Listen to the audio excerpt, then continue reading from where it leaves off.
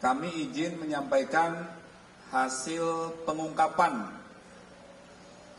pengungkapan kasus yang dilakukan oleh Direktorat Reserse Siber Polda Metro Jaya yang setiap saat melakukan patroli siber, melakukan imbauan, edukasi, hingga penegakan hukum terkait kejahatan di ruang digital, rekan-rekan, ya. Rekan-rekan, apa kasus yang diungkap adalah kejahatan pembuatan rekening nasabah sebuah bank dengan menggunakan identitas atau data orang lain tanpa izin dengan bantuan sebuah aplikasi website AI gratis, kecerdasan buatan atau artificial intelligence, sehingga akhirnya setelah dilakukan pendalaman, kasus ini berhasil diungkap. Ya, laporan polisinya ada di tanggal 25 September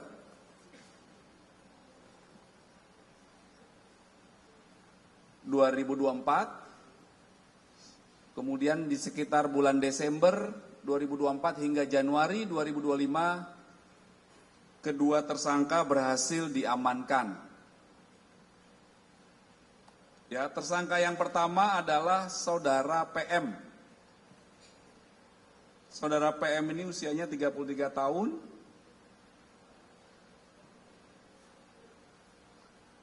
Apa peran Saudara PM atau tersangka PM ini adalah yang pertama memasukkan atau menggunakan data orang lain untuk pembuatan rekening nasabah sebuah bank. Kemudian tersangka PM melakukan rekayasa video verifikasi wajah dengan maksud dan tujuan agar video verifikasi wajah tersebut dianggap sebagai pemilik data diri yang sebenarnya, sehingga akun aplikasi perbankan tersebut dapat diaktifasi. Kemudian tersangka yang kedua adalah MR, 29 tahun. Peran yang bersangkutan adalah mengirimkan data diri orang lain kepada tersangka pertama, tersangka PM. Apa data yang dikirimkan? Nama lengkap, tempat tanggal lahir, jenis kelamin, pekerjaan, alamat, nama ibu kandung, dan data-data tersebut didapatkan secara tanpa izin dari pemilik data.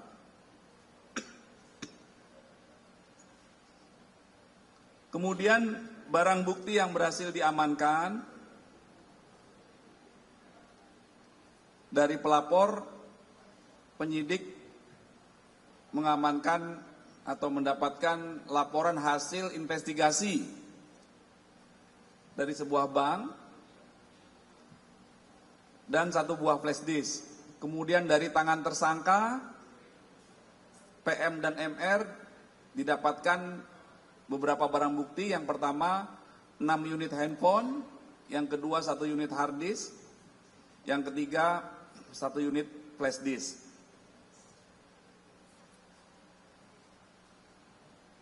Para tersangka ditangkap. Yang pertama, tersangka PM ditangkap tanggal 30 Desember 2024 di Kota Denpasar. Kemudian tanggal 9 Januari 2025 penyidik berhasil menangkap tersangka MR di Kabupaten Labuan Batu Selatan, Sumatera Utara. Ya.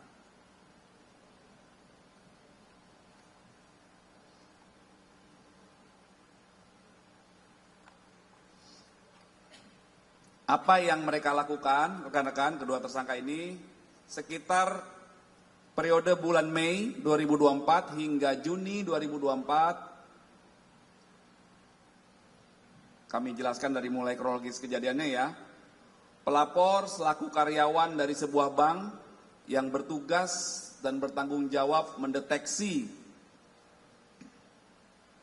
pola anomali transaksi dari proses pengajuan pinjaman, dari pola transaksi yang terindikasi fraud, dan melakukan tindakan preventif dari temuan suspek tersebut yang berada di sebuah bank. Setelah pelapor mengetahui adanya kejadian anomali transaksi yang dilakukan oleh beberapa akun perbankan, sebuah akun perbankan, setelah dilakukan pendalaman terhadap beberapa akun perbankan tersebut, terdeteksi pada saat verifikasi pembukaan rekening di sebuah bank ini, mendapati aplikasi perbankan tersebut menggunakan bantuan sebuah website AI ya, dengan merekayasa video verifikasi wajah tersebut sehingga dianggap sebagai pemilik data sebenarnya. Jadi secara singkat ya, tersangka MR awalnya berteman dari sebuah akun medsos dengan seseorang. Kita anggap itu Mr. X, ya, karena sampai dengan saat ini identitasnya belum diketahui. Bahkan tersangka MR pun tidak mengetahui siapa sebenarnya Mr. X ini. Mereka berdua, Mr. X dan MR ini berkawan di sebuah satu akun medsos. Tersangka MR pernah menawarkan di akun medsos tersebut dapat membuatkan rekening perbankan. Akhirnya itulah yang membuat X menghubungi tersangka MR untuk minta dibuatkan sebuah akun perbankan. Yang pada faktanya MR meminta tolong kembali kepada tersangka kedua, tersangka PM. Dalam proses hubungan antara X, MR, dan PM ini,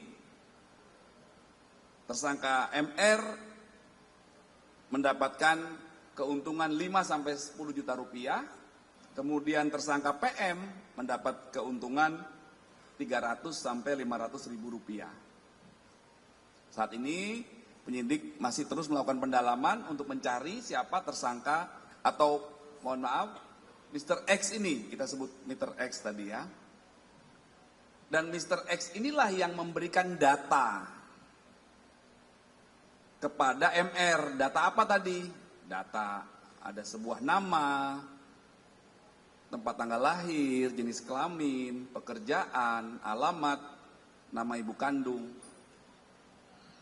Kemudian setelah akun itu jadi, diserahkan ke Mr. X, ya, digunakanlah untuk transaksi. Jadi akun kartu kredit ya, kartu kredit. Kemudian diduga Mr. X melakukan transaksi di berbagai toko online atau e-commerce. Ini sedang dilakukan terus pendalaman oleh teman-teman dari penyidik, ya, sehingga terhadap kedua tersangka itu dijerat pasal yang pertama, pasal 51 ayat 1 junto pasal 35. Undang-undangnya sama semua ini rekan-rekan ya. Oh mohon maaf, tidak sama. Yang pertama pasal 51 ayat 1 junto pasal 35 Undang-Undang nomor 1 ITE ya. 11, ini panjang sekali undang-undang ini. Tentang ITE saja ya, kita persingkat ya. Yaitu dugaan sengaja tanpa hak atau melawan hukum melakukan manipulasi informasi elektronik atau dokumen elektronik dengan ancaman pidana maksimal 12 tahun atau denda 12 miliar. Kemudian persangkaan pasal yang kedua adalah pasal 48 ayat 1 junto pasal 32 ayat 1 Undang-Undang ITE tentang tanpa hak atau melawan hukum mengubah informasi elektronik, ya, secara singkat mengubah informasi elektronik dan atau dokumen elektronik dengan ancaman paling lama 8 tahun. Kemudian persangkaan yang ketiga adalah pasal 67 Yunto pasal 65 ayat 1 tentang Undang-Undang Nomor 27 Tahun 2022 tentang perlindungan data pribadi, yaitu bahwa sengaja dan melawan hukum memperoleh atau mengumpulkan data pribadi yang bukan miliknya dengan maksud untuk menguntungkan diri sendiri atau orang lain dengan ancaman pidana maksimal 5 tahun.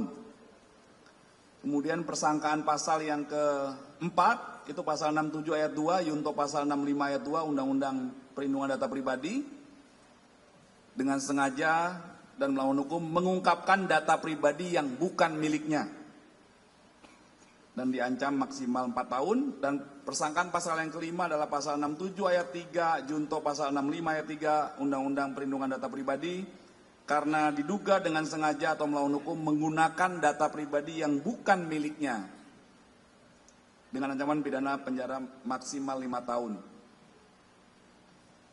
Jadi sudah diatur, ada Undang-Undang ITE, ada Undang-Undang Perlindungan Data Pribadi. Hati-hati.